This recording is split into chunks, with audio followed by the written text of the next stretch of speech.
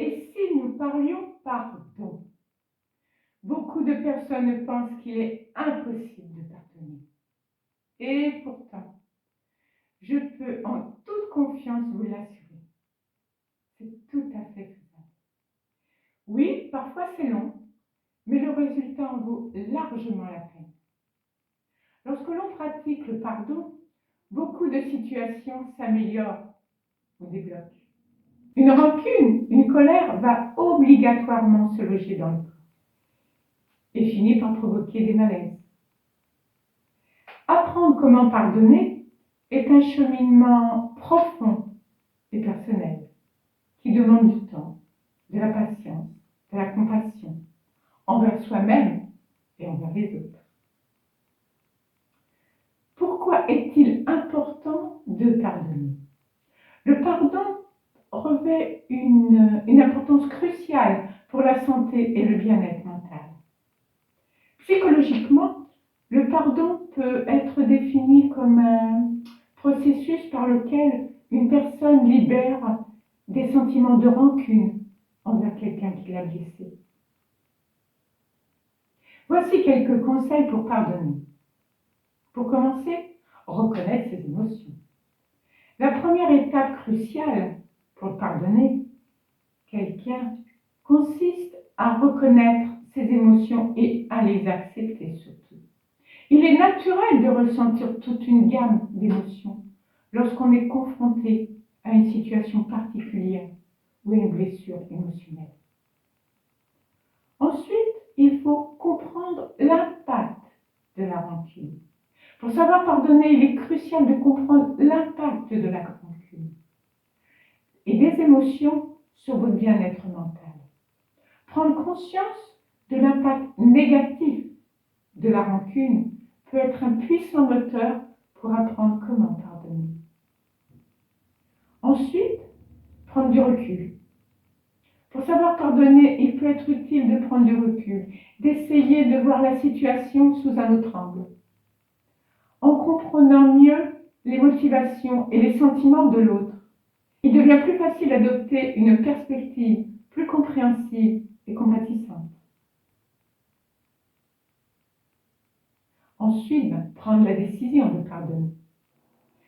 Il est important de reconnaître que le pardon ne signifie pas oublier ou minimiser la douleur que vous avez ressentie, mais plutôt de choisir de ne plus se laisser envahir par cette douleur.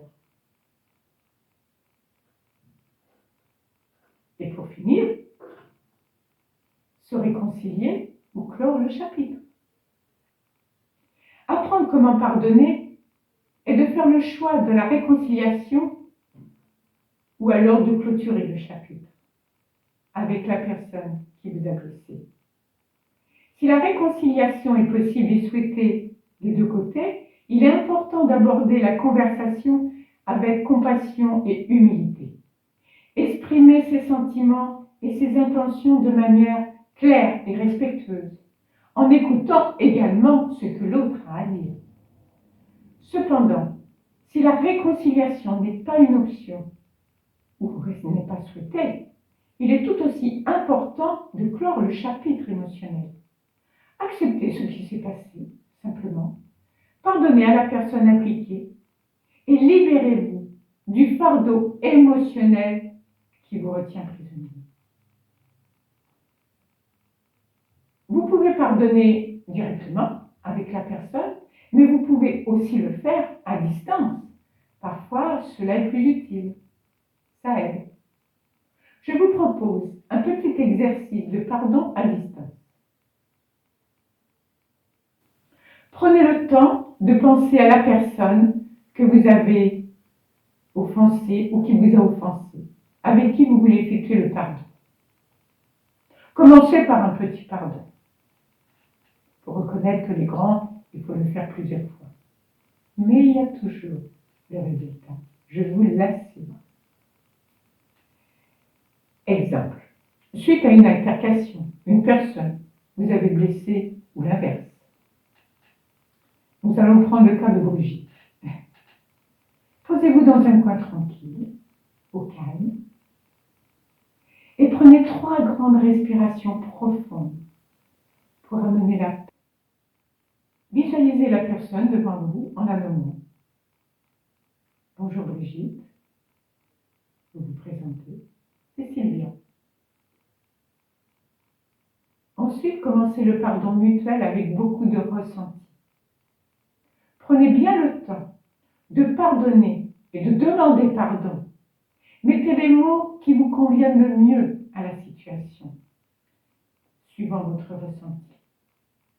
Exemple, je te demande pardon, Brigitte, de t'avoir blessée ou offensée.